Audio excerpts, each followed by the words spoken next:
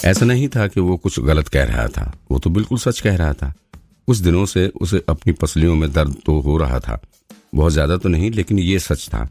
Mayor की बेटी को जब हल्की हवा चलती थी तो कुछ उसे अलग ही महसूस होता था और वो सोचा करती थी, कोई तो उसके साथ हो, कोई जिसे वो इस बारे में बता सके। जिसे वो बस एक 16 साल की लड़की थी जिसे नहीं पता था कि जो वो महसूस कर रही है वो क्या है। इस बारे में सोच के ही वो उलझ जाती थी। पहले तो उसे लगा था कि टाइम के साथ ये भाव चला जाएगा, लेकिन अब तो दर्द और ज्यादा बढ़ने लगा था। वो इस बारे में किसी को कुछ बता भी नहीं सकती थी। जब उसने किसी से इस बारे में कभी कुछ कहा ही नहीं तो इसे कैसे पता चला। वो इस स्कूल में भी यही सोच कर आई थी कि अपनी उलझन को सुलझाकर वो अपनी ट्रेनिंग पर ध्यान लगा सकेगी। विपिन बड़े ही धीरे से बोला, मैं एक टीचर हूँ, तुम्हारे पोज से ही बता सकता हूँ। सच तो ये था कि किसी के पोज से ऐसा कुछ बता पाना नामुमकिन था। स्वर्ग की लाइब्रेरी सच में जादुई तोहफा है। जब तक किसी में कोई कमी है वे उसकी किताब में दर्ज होगी, चाहे उस कमी का कराटे से कोई लेने देना हो या नहीं। और क्योंकि उसने सारी कमियां पढ़ी थी इसलिए वो हैरान था। क्या कोई इलाज है? रेनू ने शर्म से सिर झुकाकर पूछा। वो तो उसकी चालबाजी पकड़ने आई थी, यहाँ तो उसी को शर्मिंदा होना पड़ रहा है। तरीका तो है, कल क्लास में आना, मैं वहीं बताऊंगा। विपिन ने पीछे हटते हुए कहा। वाकई रेनू हैरान थी।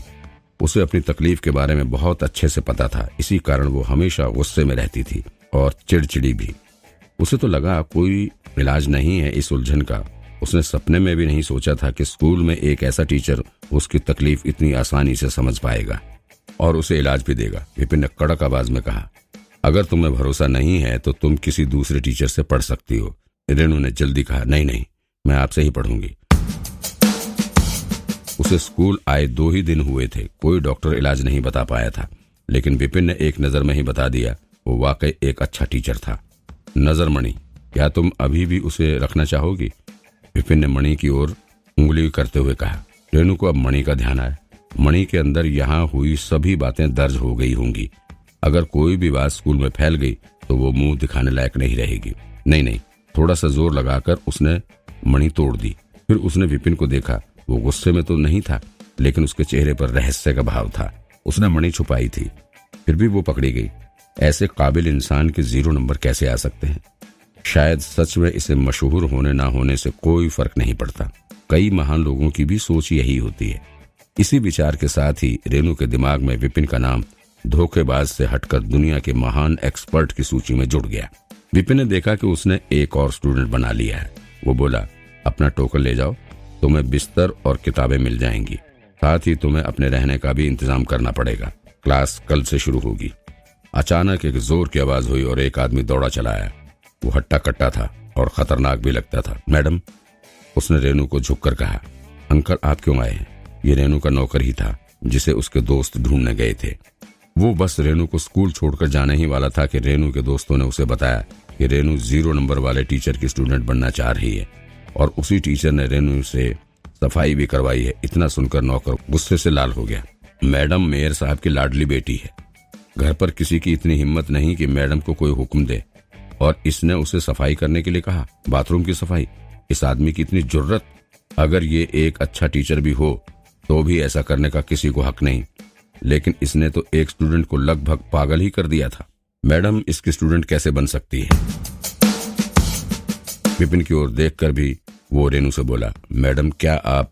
रेनू बोली, मैं इन्हें अपना टीचर मान चुकी हूँ। इतना सुनते ही वो विपिन की कॉलर पकड़कर बोला, मैडम का नाम वापस लो अभी, और फिर उनसे माफी मांगो, नहीं तो मैं पूरे स्कूल में सबको बता दूंगा तुमने एक छोटी लड़की पर जादू किया है। जादू कर दिया? तुम कुछ ज्यादा ही बढ़ा चढ़ाकर तो नहीं बोल रहे? विपिन ने जवाब दिया। और उन्होंने सुन लिया तो पता नहीं क्या मतलब निकालेंगे।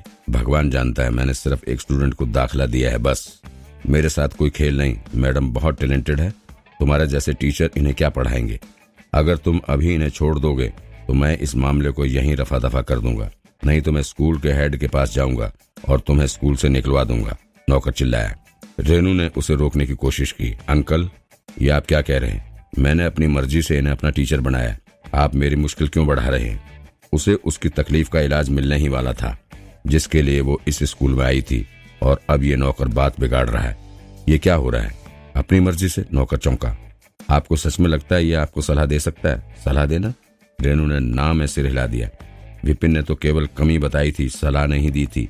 नहीं तो फिर? नौकर बोला।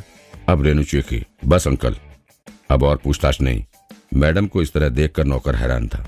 फिर उसकी नजर मणि के टुकड़ों पर पड़ी। उन्हें देखते ही वो आग बबूला हो गया। तुम धोखेबाज, तुमने मैडम के साथ क्या किया? तुम्हें क्या लगता है मैं तुम्हें जिंदा छोड़ दूंगा? बूम! उसके गुस्से से हवा जोर से गरजने लगी और धरती हिलने लगी। मैंने क्या किया? नौकर को इतने गुस्से में देख विपिन हक्का बक्का सा रह गया। ये गलतफहमी तो ज्यादा ही बढ़ गई। वो समझ सकता था ऐसा क्यों हो रहा है। आखिरकार बिना सलाह दिए उसने रेनू को उसका स्टूडेंट बनने के लिए मना लिया था और वो शर्मा भी रही थी। मणि के टुकड़े जमीन पर बिखरे पड़े थे। साफ झलक रहा था कि सबूत मिटाने की कोशिश की गई थी। ये सब इसी बात की ओर इशारा कर रहे थे कि कुछ तो गड़बड़ थी। विपिन को कामुक, पागल और बेशरम न जाने क्या क्या नाम दिए जा रहे थे। अंकल, आप क्या सोचकर ये सब बोल रहे हैं? अगर आप ऐसे ही बात करेंगे तो मैं आपको फिर कुछ नहीं बताऊंगी। अंकल को इतना गुस्से में ऐसी बातें करते देख ये अंदाजा लगाना मुश्किल नहीं था कि वे क्या सोच रहे थे। वो शर्म से पानी पानी हो गई थी। वो अभी छोटी थी, इस तरह की अफवाह उसका नाम बिगाड़ सकती थी। रेनू के टोकने पर नौकर को शांत होना ही पड़ा। मैडम, रेनू क्लास से बाहर जाते हुए बोली, चलिए मेरे रहने का इंतजाम करते हैं, मुझे कल क्लास में भी आना है। रेनू किसी भी हालत में अपनी कमी के बारे में नहीं बताना चाहती थी। अगर वे इसी तरह से पूछताछ करते रहे तो जरूर बताना पड़ता। ऐसी बात वो किसी से भी कैसे कह सकती थी? जब कोई बहाना ना मिलने पर वो केवल यही कह सकती थी कि उसने खुद ही विपिन को अपना टीचर चुना है। नौकर भी विपिन की ओर घिनौनी नजर से देखता हुआ रेनू के पीछे चल दिया। वो अभी भी विपिन की जान लेना चाह रहा था। अगर रेनू ने ना रोका होता वो उसे मार चुका होता। मैंने क्या किया है? नौकर को घूरते देख विपिन हैरान था। मैंने तो सिर्फ एक स्टूडेंट बनाया है, कोई जुर्म तो नहीं किया। नौकर तो ऐसे बोल रहा था जैसे मैं ही सारी फसाद की जड़ हूँ। उसने कुछ गलत नहीं किया। जाने दो, अभी भी टाइम बचा है। देखते हैं, शायद कुछ और स्टूडेंट मिल जाएं। जितने ज्यादा होंगे उतने साधन मिलेंगे। स्कूल में टीचर कई लेवल के थे। हर साल उनका मूल्यांकन होता था, जिसमें उनके पास कितने स्टूडेंट थे, उनमें कितना सुधार हुआ, उनका रिजल्ट कैसा आया। इस तरह के कई गुण देखकर टीचर को अगले लेवल में प्रमोट किया जाता था। जिसका जितना ज्यादा लेवल होगा उसे उतने ही ज्यादा साधन मिलेंगे और उसके स्टूडेंट को उतनी ही मदद हो जाएगी। मतलब टीचर और स्टूडेंट साथ साथ अगले लेवल पर जाने के काबिल बनेंगे। अगर उसे सुधरना है तो उसे और स्टूडेंट बनाते रहना होगा। आरव, दुखी मत हो। सिर्फ वर्मा सर ने ही तुम्हें रिजेक्ट किया है। तुम्हें अब भी कोई दूसरा टीचर मिल सकता है। दो लड़के फुटपाथ पर खड़े बात कर रहे थे। आगे खड़ा लड़का दूसरे लड़के को दिलासा दे रहा था। अतुल, तुम उनके स्टूडेंट बन गए हो। तुम्हें क्या पता रिजेक्ट होना क्या होता है? आरव मुंह सिकोड़कर बोला, ऐसा मत बोलो। इस स्कूल में और भी कई अच्छे टीचर हैं। सिर्फ वर्मा सर ही नहीं है अकेले। वो नहीं तो किसी और के स्टूडेंट बन जाओ। वर्मा सर नहीं, तुम्हारे लिए ये कहना आसान है। हम बचपन से ही भाला चलाना सीख रहे हैं। अब तो ये हमारे शरीर का एक हिस्सा बन गया है। इसे छोड़कर हम कोई नई तकनीक नहीं सीख सकते। इस स्कूल में भाला एक्सपर्ट वर्मा सर ही हैं। तुम्हें तो उन्होंने स्टूडेंट बना लिया और मुझे रिजेक्ट कर दिया। मैं कैसे दुखी ना हूँ? आरव उदासी से बोला। वो तो अतुल को कुछ समझ नहीं आ रहा था कि वो क्या कहे। स्कूल में टीचरों की अलग अलग एक्सपर्ट तकनीक थी। कोई पोज में माहिर था तो कोई तलवार में। वर्मा सर भाले में एक्सपर्ट थे। वे स्कूल के बेहतरीन टीचरों में से थे। दोनों ने एंट्रेंस उन्हीं का स्टूडेंट बनने की इच्छा से दिया था, लेकिन एक पास हो गया तो दूसरा फेल। फेल होने वाले का दुखी होना स्वाभाविक था। वो देखो, वहाँ एक क्लास है, चलो चलकर देखते हैं। एक क्लास देखकर अतुल ने आरव की उदासी दूर करने के लिए कहा। आरव ने मना करते हुए कहा, मुझे नहीं जाना। चलो एक बार देख तो लो, क्या पता ये टीचर भी भाले चलाना जानता हो। अतुल ने समझाया। वैसे भी देखकर आने में तो कोई हर्ज नहीं है। आरव नहीं जाना चाहता था, लेकिन फिर भी अपने दोस्त की बात मानते हुए उसके पीछे चल दिया। चलो।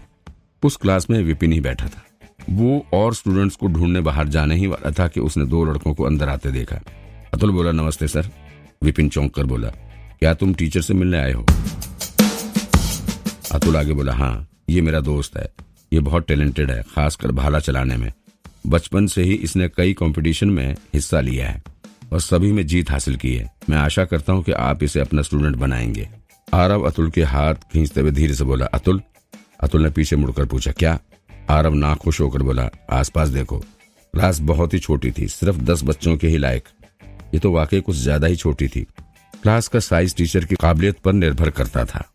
अच्छे टीचर की क्लास तो फुटबॉल मैदान की जितनी भी बड़ी हो सकती थी, जिसमें कई सौ बच्चे आ जाएं, उसके मुकाबले तो ये एक मुट्ठी भर ही थी। टीचर भी खराब होगा इस हिसाब से। अतुल ने क्लास का साइज देखकर कहा, बहुत ही छोटी है। वो तो अपने दोस्त की मदद करना चाहता था, लेकिन हड़बड़ी में यहाँ आ गया। अगर टीचर अच्छा नहीं हुआ तो आरव के दर्द का काम होने की बजाय बढ़ जाएगा। दोनों दोस्तों के बीच हो रही बात से बेखबर विपिन बोला, अपनी तकनीक मुझे दिखाओ। आरव के चेहरे पर निशाना देख अतुल ने उसे प्रोत्साहित करने की कोशिश की। अब आ ही गए हैं तो सर की सलाह ले ही लेते हैं, कुछ बुरा तो नहीं होगा। अगर बेकार की सलाह होगी तो हम वापस चलेंगे। आरव ने हाँ में सिर हिला दिया। सिर्फ बहुत ही मशहूर और काबिल टीचर को छोड़कर जब टीचर स्टूडेंट्स के टैलेंट की जांच करते थे तो स्टूडेंट भी टीचर की काबिलियत जांच करते थे। थोड़ा सोचकर आरव ने अपनी पीठ पर रखा भाला निकाला और कई टुकड़े जोड़कर उसे एक सार बना दिया। शू! अपने हाथ में भाला लेते ही आरव की चाल ही बदल गई। भाले की धार की तरह ही उसका रूप डरावना हो गया। शूं शूं! भाला चलते ही हवा में गड़गड़ाहट शुरू हो गई। एक्सपर्ट की पहचान उनके पहले वार से ही की जा सकती थी। आरव उतना ताकतवर तो नहीं था, लेकिन भाला बहुत ही अच्छा चला लेता था। भाले के नोक को दीवार पर मारते ही एक चिंगारी निकली और दीवार पर अंक आ गए 110।